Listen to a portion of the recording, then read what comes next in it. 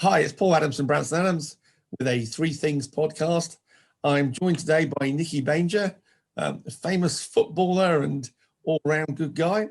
Hello, Nicky. Hello, good morning, Paul. Good morning, sir. Great to see you, Nicky. Nicky and I know each other from football-related matters and charities. So, Nicky, in your own words, where did it start? Where were you born? And guess what did your parents do?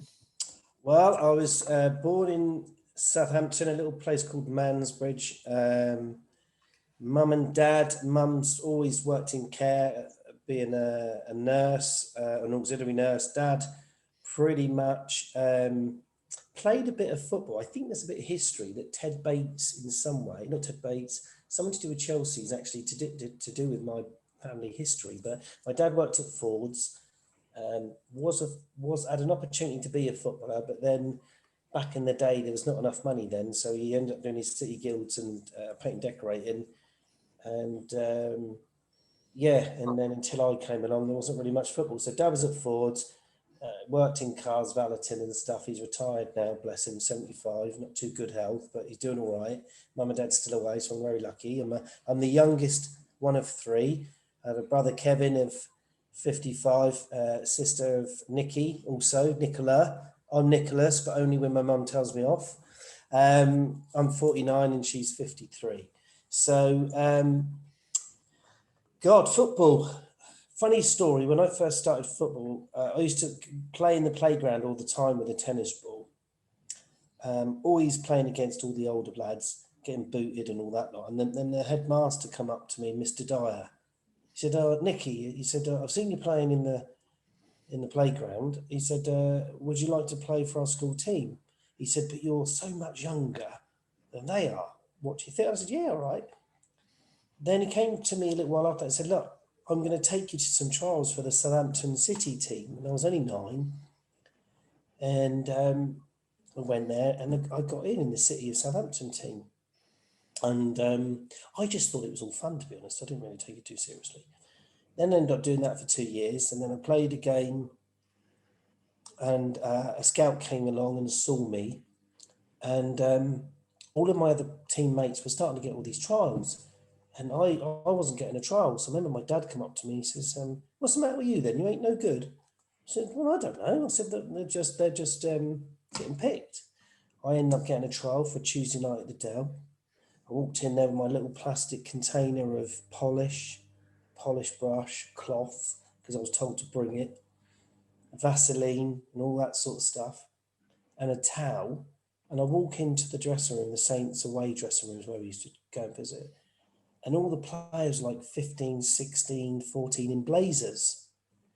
And I felt so out of my comfort zone in that environment.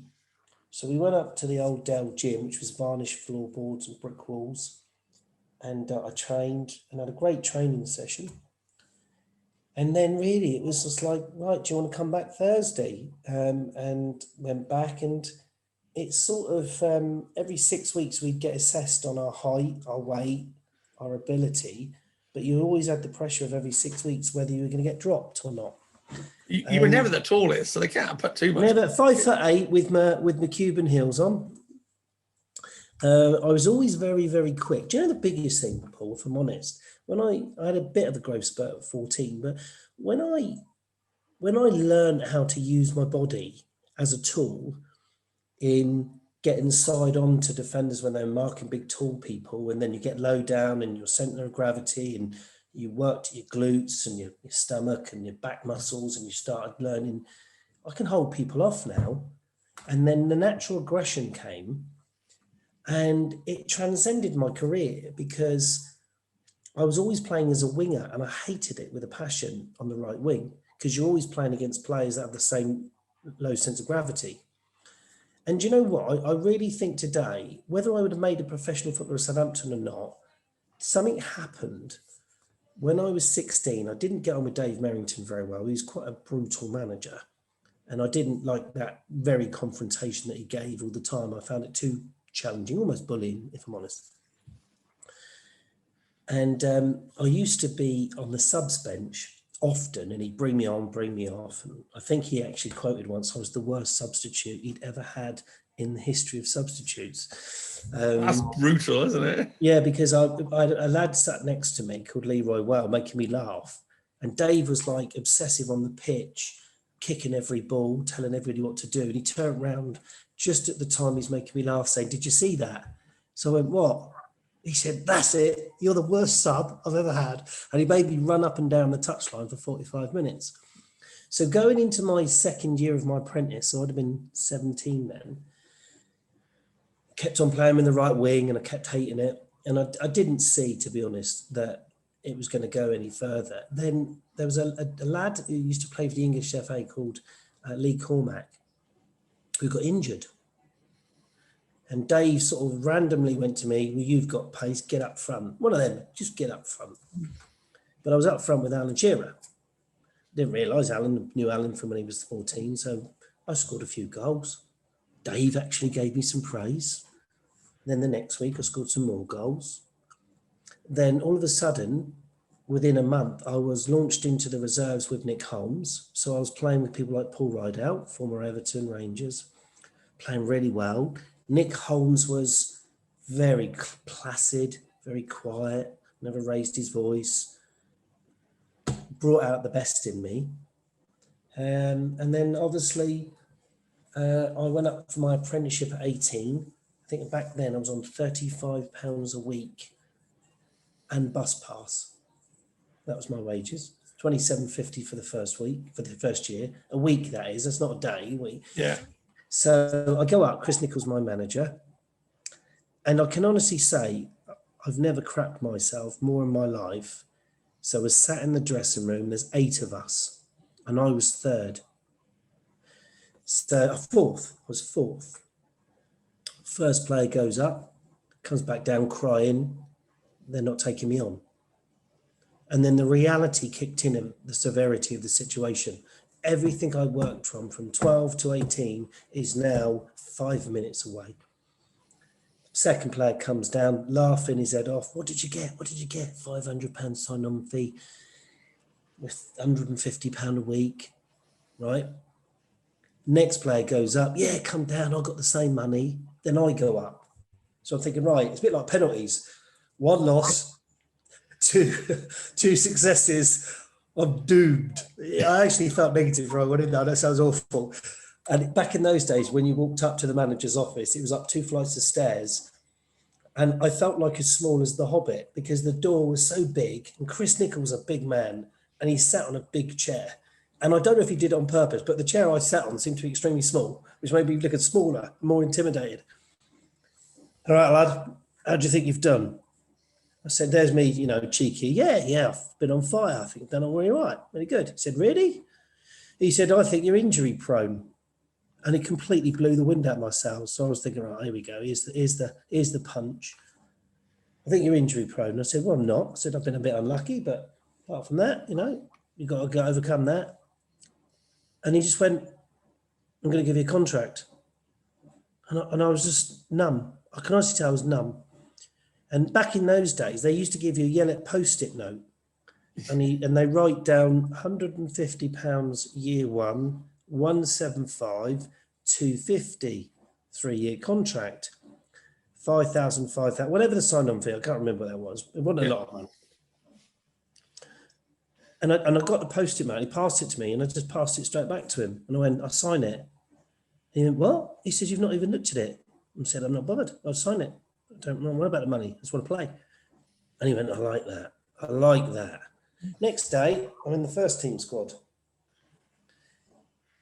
The rest, then when I got my debut, I scored lots of goals.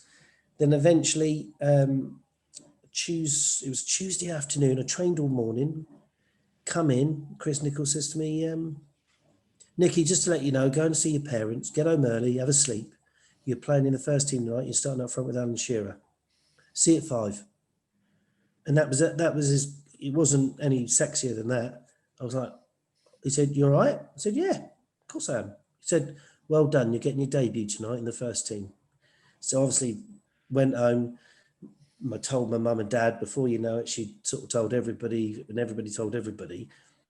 And I remember getting to the ground, and we had out at the hotel, and then we'd have I had beans on toast or whatever, get there. And the hardest thing to explain it is you have this immense amount of energy that is quite difficult to control all at the same time. And you walk out, instead of 25 people at Brighton, I think we had about 10,000 there. And it was an evening game, which I loved. And the biggest thing I just wanted to do is not to look like an arse, because there's so much pressure on your debut, because there's been many players that have never overcome having a bad game and they never made a footballer. And I knew that. And I remember running around for the first 15 minutes, Paul, thinking, oh my God, I feel absolutely shattered. I've got no energy at all. And I went to do a little step over trick, and the lad read me, kicked the ball away. So I thought, right, I've just got to continue to work hard.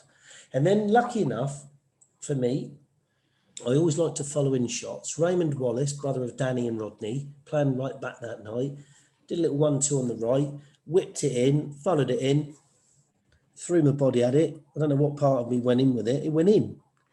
And all I can say to you is the amount of pressure that I had went, my legs didn't feel heavy anymore.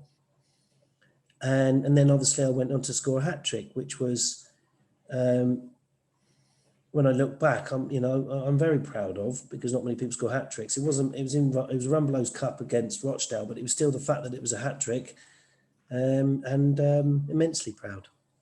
Our younger listeners won't have a clue what the Rumbelows Cup is. It was a cup sort of, well, you have the FA Cup, obviously, and it was like, I suppose the Capital One Cup. I don't know what other cups they've got now, similar to that, League Cup. Yeah, it was similar to the League Cup in It those was days. like the League Cup. So we actually, for becoming the man of the match, I won a telly, and I gave it to my mum. And Rumbelows were obviously the people that used to sell the fridges, the TVs, and all that lot. So, but the stark thing is, the biggest thing about football is, there's no, in the dressing room, as you know, with cricket, there's no big time Charlies. You are brought back down to earth very quickly within about 5 minutes of coming in from the dressing room. Well done, Nick. Got people to sign the football, which I still have today. So Neil Ruddock, Russell Osmond, Jimmy Case, Shearer, all that, Tim Flowers, all that's on it. So I'm hugely proud of that. But then the next day is like, I remember Dennis Rove, who was the first team coach, one swallow don't make a summer, Nick, and walked off. So I was like, oh, great. And it's sort of, sport in general has a funny way of sometimes not letting you enjoy the highs as much as I think you should, because there's 90% of lows and you get a very few highs. And but that was football. Yeah, I mean, in life in general, enjoy the highs when they come along, because there'll be enough lows later. Oh, absolutely, mate. So then after that, it actually took me 2 years. Can you believe that? It's got a hat-trick on my debut. It took me 2 years to make my first team debut starting. So, which ironically, I used to come on as sub, and it was a little bit, because I made such an impact as being as a sub and scoring lots of goals, I sort of felt like I was pigeonholed as like a super sub. But when you're on the periphery of that, it means you play all the reserve games. You're getting all the first team training, the reserve team training. You're literally doing double what everybody else is doing, and you're sitting on the bench. And I used it to my advantage in the sense of I used to watch all the defenders and thought, right, when I do come on, which one am I going to go and play on? Because he's not as good as him, so I'll go on him. And I made a huge impact. But I must admit, one of my favourite moments was the year I left. It was 93, 94, 94, 95. We did our annual get absolutely beasted by the military for pre-season, and have the hardest 2 weeks of your life with them just drilling you every day. And I noticed that a few of the players, Ian Dowie, Paul Rideout, David Speedy, were injured. So I'm doing all my running thinking, well, we ain't getting any more strikers in. There's only me and a lad called Craig Maskell. And then 2 days before the Saturday, when Alan Shearer and Tim Flowers come back, we're playing Blackburn, Kenny Dalglish, multi-million-pound Blackburn are coming to play at home, first game of the season. Thursday training session, I get handed the bib, which means if you get the bib, you're either sub or you're a Joey, or you're not in the squad. And I felt as low as a snake's belly. And to the degree I was mega pissed off. So the reserves had to play against the first team, which means you just run around and make them look good. Well, I decided not to do that. I decided to run around like it was the last game I was ever going to play for Saints. Ended up scoring 2. And the reserves beat the first team 2-0 on the Thursday, which it was hugely wonderful. So I came in, chip on my shoulder, got my gear, went home. And didn't think anything else of it. So we get to the day of the game. And when you used to go into the Dell, all the substitutes were on the left with all their boots laid out and your shirts. And that was cool because egotistically, I used to love banger on the back of my shirt when numbers come in. So I went in there and I saw my boots then. I thought, right, sit down. I'm rubber dub. Alan Ball walks in. Morning, lads. Boiling hot day, by the way, Paul. Mega hot day. Come in. By the way, he says, same team that started on the Thursday in training. Only exception is Nicky Baines. You're all now starting up front. Craig Maskell, I'm going to put you on the bench. And it was like, did he just say what I think he said? And then it was only because Jimmy Case got to me and said, good luck, Nick, today. Work hard, son, keep the ball. And I was up front on my own. I didn't have Alan Shearer then. Well, that's tough. On the Premiership debut on my own. And so I started up there. Beautiful, weird, actually, with all the crowd and the noise and up front on your own. It's quite a lonely place, actually, because you're just running around chasing lost causes. And I think about 15 minutes in the game, I used to do it Tiz all the time. He went and got the ball off somebody late, deep, in our 18-yard box. He turned it, and I knew what he was going to do. He was just going to ping it. So I just come, span, he pinged it. Defender tried to nick it in front, I chested it down and volleyed it in the top corner. So we were 1-0 up, and my celebration was like somebody who didn't functionally know what to do with his body. It sort of just, everything moved. And it was really bizarre. We should have won the game, actually. We ended up drawing it. And I remember going up after the game, and all the TV cameras and all that was saying, Nicky, you got you, Kenny Dalglish, Alan Shearer in a press conference, and talk about feeling outside your depth. You know, I'm talking to Kenny Dalglish, and Kenny Dalglish going, oh, great game, Dan, Nicky, well played. And Shearer says, oh, Nick, how's it going? It's just really weird. And it is one of the most wonderful feelings in my life, just doing that, and some great experiences. Obviously, eventually you moved on from Southampton. Yeah. Travelled, well, I can say travel the world, but travelled the southern part of the UK. Yeah, how the move come? If I went back when I made my debut, Chris Nicholl, at the end of that year in 1990, promised me I'd start up front with Alan Shearer the next year. So I went away in the summer, enjoyed it, come back. Story short, he got sacked in the summer. Then we get Ian Bramford came in, who to most Saints fans is the devil. He then brought in David Speedy, Kerry Dixon, etc. And then I ended up going further down the food chain. Which means very difficult to get in the first team. So I ended up scoring 30, 40 goals a year in the first team, in the reserves. So I remember going up to see Ian Bramford and saying, Ian, when am I going to get a chance to go in the team? And I said, I'm scoring all these goals. And he said to me, yeah, but it's a Mickey Mouse league, isn't it? It's the reserves. Who cares about that? So I said to him, well, there's no chance I'm ever going to get in then. Anyway, cut long story forward, let's go 2 or 3 years ago then. So that part of my life was I was always on the periphery of never quite holding down a first team place. And I was only 22, but it felt like all the years are going by, I'm getting old. And I hated being on the bench with a passion. So that year I scored against Blackburn, we drew against Villa, I scored against Newcastle, we lost against Liverpool, and I scored 2 in 4. And I got dropped again. So I strategically went straight to the nightclub and got absolutely leathered with alcohol. I felt that was a good release. And then I think I should say Nicholas. That was really not the thing to do. not the thing to do, but I sort of like, I just had enough. Anyway, I remember the nightclub owner saying to me, well, why don't you go on loan? Right to all the clubs, because you can't go on loan to Prem. So I wrote to all the clubs saying, look, scored 2 in 4, want a chance, I need to have a change in my career. Monday morning, I go to training. Laurie McMenemy comes up to me and says, you've been writing letters out, Nicky, to lots of football clubs. So I went, no, I did it pre-season. He said, no, you didn't, you liar. He said, you did it. Anyway, Joe Royal wants you to go to Oldham. And I said, right. And I said, am I going to be playing Saturday? He went, nope. Your choice. Because back then, Laurie McMenemy was the financial part of the team between Alan Bull and Laurie. We had 2 managers, but Alan was the more football, Laurie more things. The thing about Laurie, if you bless him, I still speak to him today, if you get on the wrong side of him, you're out of it forever and ever and ever.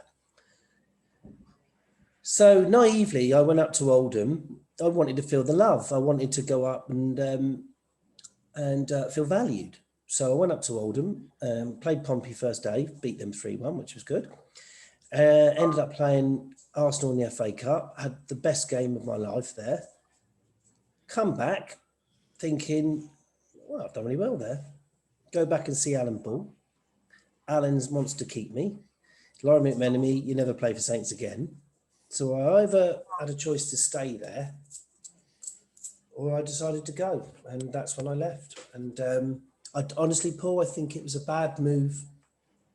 Leaving Southampton wasn't a bad thing. Going to Oldham was not the right club, purely because, as you well know, come October, it's probably warmer in Alaska and the pitch wasn't particularly good. So you're just playing Route 1 football and getting completely battered by centre halves like Sean Teal every single week. And there wasn't too much football played. It was just whack it in the corners, and it was from a football. Yeah, run, Nicky, run. It was constantly. I just got battered, if I'm honest. But as a person growing up, I loved moving away. I just should have gone maybe to a more club that was climate was a bit better, and also to kept the ball, playing the ball on the floor a bit more. But hey, such is life.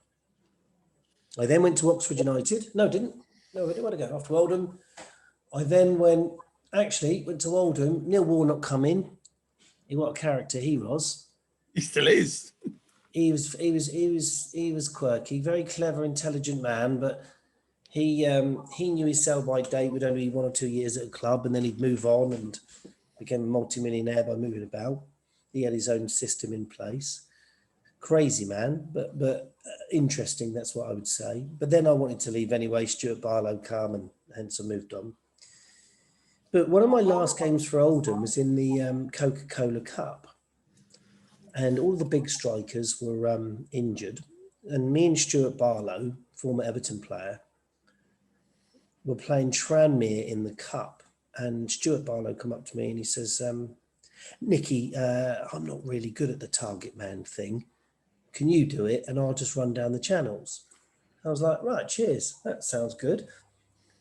Fortunately for me, had an absolute worldie game, scored the goal, man of the match, won a Coca-Cola bike. Neil Poynton and Jim Jeffries, who was the manager of Hearts, come in for me.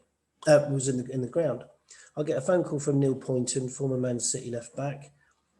Nicky, Jim Jeffries wants to sign you. When's your career up? Contract up? And I said, in 3 months. I said, I'm not signing for Oldham. I hate it. I want to go. Don't sign for everybody who wants to sign you. Get to the end of the season. Phone up Neil Poynton, pre-season. I didn't have an agent. I then get an agent to meet me at the airport. Never met him before. Didn't know what he looked like. Come up with me. Let's fly up to have a deal on the contract. Jim Jeffries was outstanding. All we're doing is talking about football. Agent really didn't give a monkeys about me. He was there to just get paid. And he was an absolute, won't say what he was. Went up and did pre-season. I was offered a lot of money to go there. And then Oxford United come in for me as well. So I went and spent a week there. And back then I was seeing a girl. Bad decision. So cut long story short, I either stayed in the Championship, which was the First Division, then Championship. Then that's the year that Juninho was at Middlesbrough and Ravanelli. It was that year. So Man City first and all that lot. So I took a 50% wage cut from what I was offered at Hearts to stay in Oxford, and then the girl broke up with me 6 months later, and it all went tits up. But from the football, it wasn't to be. It wasn't meant to be. Better things were down the road. Yes, I like the cup half full scenario. But I had some wonderful years at Oxford, really enjoyed it, and then eventually went back up to Dundee, which wasn't too good. And then I guess you sort of, your career sort of downward slope once, just by then, with the greatest respect. Yeah. And by the time you reached Merthyr Tydfil, which I'm not sure I can ever forgive you for, because it's in Wales. No, how that came about was I had a tough time at Dundee purely because Ivano Bonetti, who's an absolute loony, me and him fell out big time, and I wasn't willing to leave unless he paid up my contract. So, I actually I ran for a year. I never kicked a ball. Come in, and I was just run with a fitness guy and just ran. Did that for a year because I wasn't going to be bullied by them. So I wanted to be paid up, move on again and forward. Paul Starrett come home for me, eventually go to Paul. Great 3 months. I thought I was going to sign. Steph's just found out I'm going to be a dad. Bought a dog, and then I got released, got chronic sciatica, end of career. We sort of glossed over that, but obviously you met Steph, who I also know. Yes, 20 years still down the line, still together. Yeah, lovely lady. Where did you meet her? How did that occur? Well, I was actually living in Manchester, and a girl that I thought I was going to marry, I was with and very happy. She was on a cruise ship as a dancer. So I came back to a very glamorous wine bar called Chicago Rock, which wasn't a wine bar. It was spitting sawdust. So I rock up, and this girl come in with curly hair and glasses, beautiful Steph. So I thought, I've got to go and say hello. And she gave me the brush off, big time, Paul. Put me in my place. So what do you think coming up here chatting to me? See you later. Anyway, so we had a few choice words. Met her the following week. Ironically, incidentally, we didn't plan it.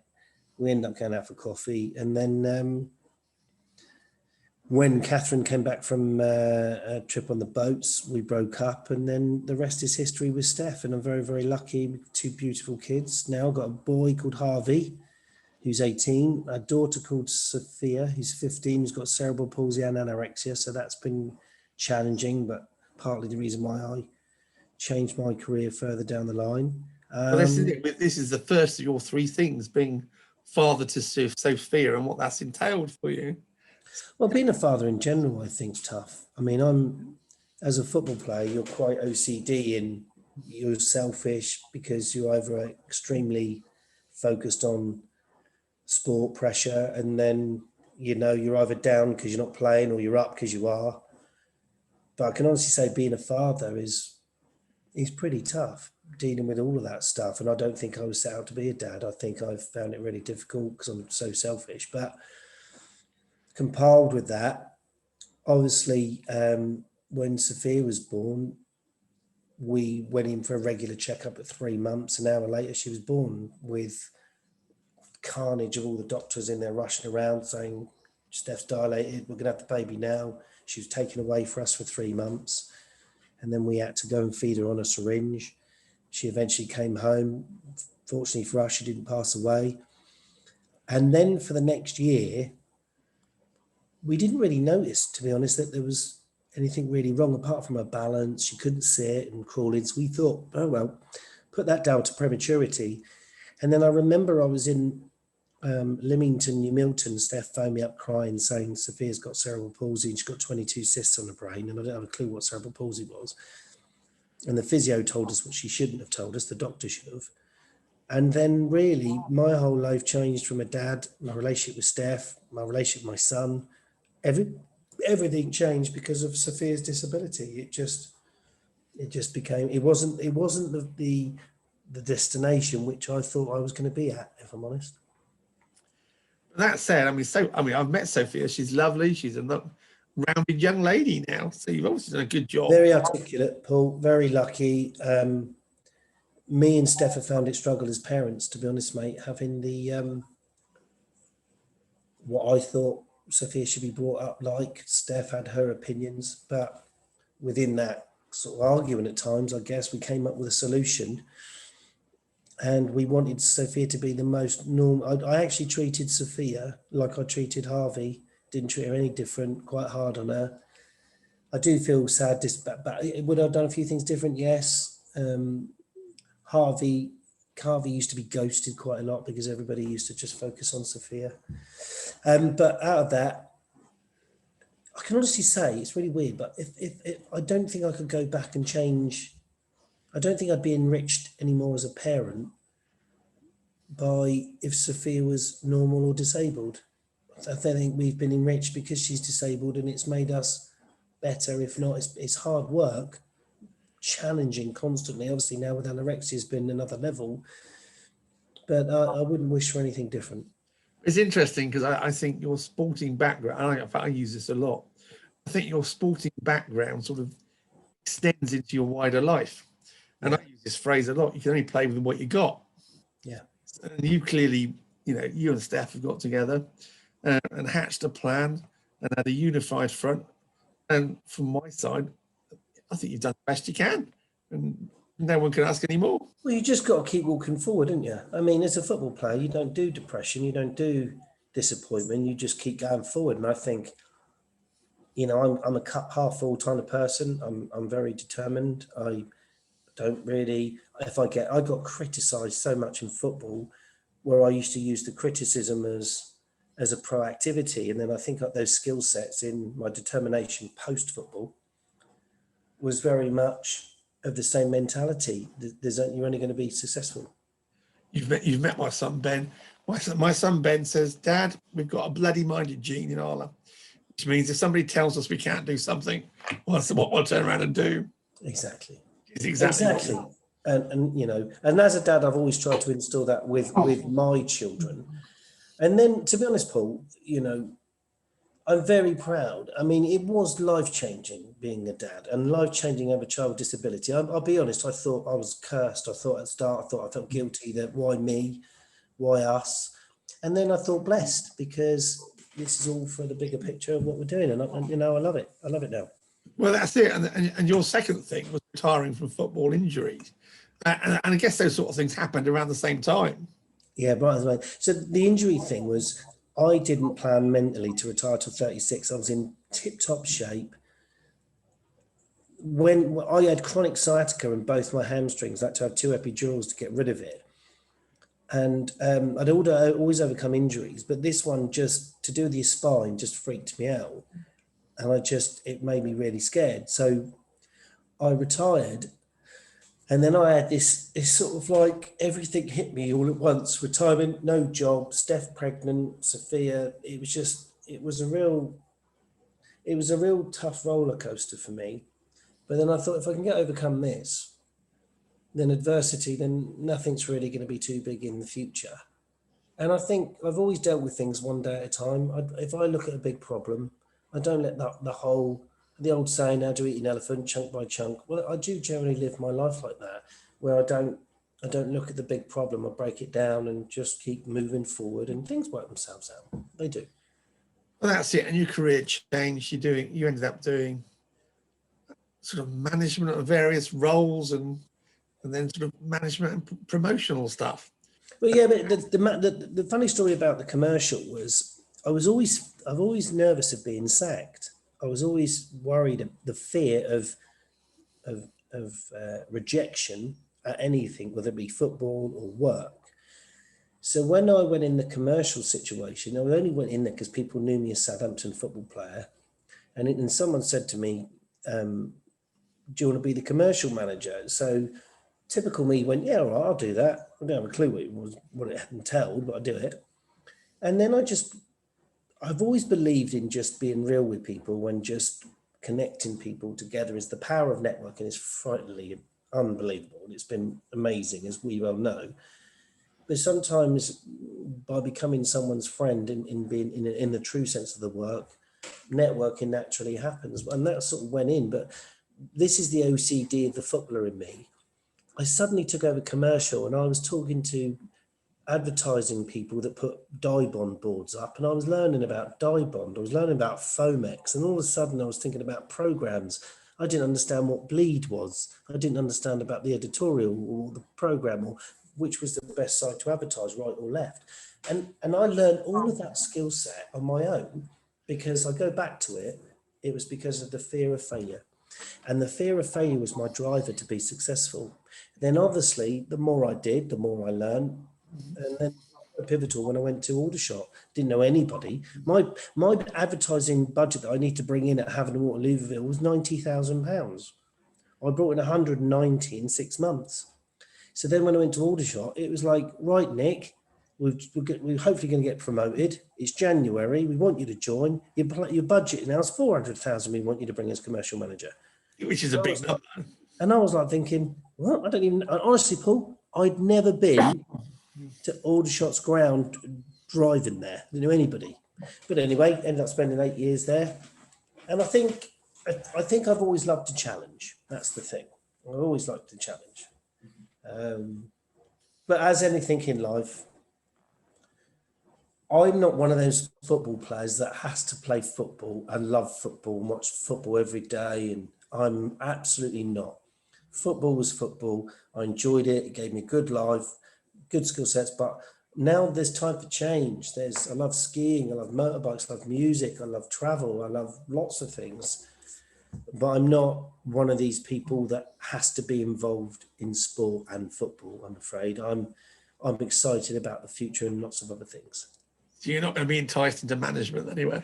No, definitely not. Because management reminds me of then you're restricted again to not having holidays till June and everything I went through as a player. As you'll know, when you're in the cricket world, it gets a bit structured all the time. I quite like the freedom of being in control of my life, saying if I'm going to go on holiday, I'll go next week. And if we want to, we can. I like that control back. I think I rebelled about the control part of my life, of being controlled by management and all that lot. And even when I was commercial manager, you're controlled. So no, I didn't do that. And I think when it come to the end of me being my commercial football career, I remember getting let go by Woking, and which was quite abrupt and didn't see it coming.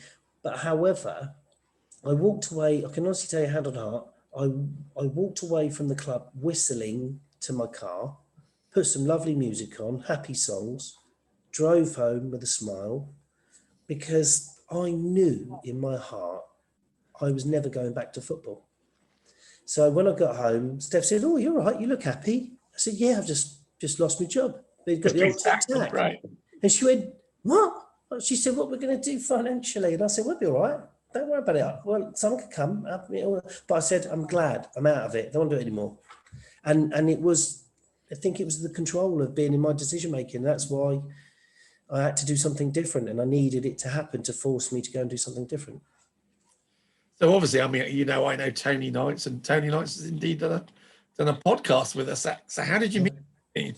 Well, Tony I met when I was at Aldershot. I got introduced to him because of his security side, and he'd sponsored lots of things that I would do. We generally got on. I think I respected Tony, but I liked his humour and I liked his banter. But because he came out of the military at 42, and it was similar transitioning to another skill set, like me coming as a footballer, we had similarities in things. And then I encouraged or supported that he became a director. Slightly different than when he was at Aldershot, because he was theoretically a director of me. He was an employee. But he's one of the blokes there that I used to have conversations with about when I wasn't happy. And I said to him, "No, I'm not feeling it here anymore. I think I need to move on." And he'd support me. Then when I went to Woking, Aldershot's competitor, he'd support me there. And then by chance, he phoned me up one day. He said, "Look, Nick, can you do a bit of hosting for me? I'm raising money I'm going across to Route 66 to raise money for the military soldiers that have come back from Helmand Province. We're going to get them some, into housing and stuff. And I said, yeah, I'll do that. So we raised a bit of money. And then he came up to me one day, he says, do you want to have a coffee? So I came up to Camberley, typical fag packet conversation, chatting about life. What are you going to do, Nick? I said, no, but I'm not going back to football, that's for sure. We were looking at he was actually just intrigued what I was going to do long term. And then he said to me, would you be interested in being the CEO of the Knights Foundation, which I ran up to help soldiers coming back from Afghanistan? I said, not for me, mate, really, because I said, I don't know anything about that. And I said, to be honest, what I do know about is being a dad of a child with disability and how difficult that is. He went, right, well, we can change it over to that if you want. How's it going to all work? So I went on about this business model that I'd achieved through my commercial career, and I thought the same template would work. But instead of looking at Paul Adams as Branston Adams, look at Paul Adams as a person, as a CEO and a decision maker. And I just said, and learn from the 15 years that I've done all this work, then, I'd bring that over to there. And that's how the Knights Foundation was set up back in June 2016, I think it was. And it's obviously a very special place for you. Yeah, massive. It's the third of your three things. So I guess I'd like to ask you, why is it a special place for you? And what's the plan going forward? Well, the legacy for me of actually being proud of something, because someone said to me once, Nick, what are you proud of? And to be fair, the logical answer is just to say football, but it's not actually. It's actually looking back and hopefully when people ring out, go to my funeral one day without being deep and say, look, this is what Nicky Banger achieved. He set up a foundation, he bought a lodge for £250,000 and he helped families with special needs get luxurious and accessible holidays, and he helped them get apprenticeships, he bought positive equipment and changed people's lives. I absolutely love giving to people less fortunate than myself. I honestly, humbly feel it in my heart. I love helping people. And when I had the opportunity to do this, and then the more I was doing it, the more families I'd meet, and they are some people that are really struggling, really hard times. I really enjoyed for that moment being Santa Claus and saying, I'm going to give you some good news. Steady on, Nick. That's my territory, as you well know. Yeah, but isn't it a wonderful feeling, Paul? Yeah, to it give is. Someone it's amazing. The beauty of happiness. But because I know about disability, because I know about discrimination, because I know about and discrimination and disability, it doesn't pick the people that are poor. It is not because you've earned money or not earned money. It's irrelevant to that. It just affects you, and I know how hard it is, and people how hard they have to fight the system. So I do all that for them. And I'm always coming up with ideas, from the sensory experiences to the lodge, to giving people. But it's really important. I'm pro-inclusivity, not pro-disability. Yeah, and I think you should talk about the lodge, because that was a major achievement. Yeah, $250,000 is a lot of pressure. Still got to pay £5,000 a month for the next 4 years. But during lockdown and these staycations, the lodge has been absolutely rammed with families desperate for mental illness to get away for a week by the beach, knowing it's accessible, knowing that they've got hot tubs and spas, and have that time where the son who loves his Wi-Fi and the daughter in this scenario is disabled, and mum and dad getting their quality time, and knowing that they can go somewhere, and they're not going somewhere to a downtrodden, belittled place, which is their expectations. They're going to a £250,000 lodge by the beach, so they get the love, they feel the love. And I love it. And you've got the lodge specially built for people who've got special needs. Yes. And it's got all the activities, and you give them this, and I don't like this phrase. It's almost respite, but you give them a sort of normal couple of weeks holiday. Well, they just get the chance to breathe and go, and they get it. And honestly, everybody that I give it to gets emotional and gets upset. And I said, just enjoy it, just love it. And I'm going to work now for Fair Share, which I've been doing for 7 months. So I pick food parcels and deliver them to people that have no food, and help them get through it. And we deliver a massive food parcel for free. So all the business people and the patrons like yourself, they see the families, and then I go down and get them a massive great bacon, eggs, sausage, pasta, wine, cereal as another extra gift to say, go on, have that as well and enjoy it. And honestly, Paul, it's so needed. But unfortunately, a lot of the business people that I work with, they enjoy it as much as me, raising money to give back to these people. So the lodge has been outstanding, and we're going to hope to pay it off in 4 years, but we're going to heavily subsidise families to go down there so they can use it between that. And the next adventure, because there's one more I want to do, I'm looking for a facility in Rushmore. So if you know anybody, Paul, speak to me, where I want a facility with a garden, a good car park, and I want to call it the Knights Foundation Community Hub, where we employ disabled people with disabilities to come and work there, get apprenticeships there, get further employment, build a sensory garden, and make it a business which is sustainable, where even if we're a bridging gap for some children with disabilities to go on and further their education, we're going to give them hope. That's what I want to do next. Well, that's great. And you'll know, if they want any training in, I suppose, accounts and similar. Yes.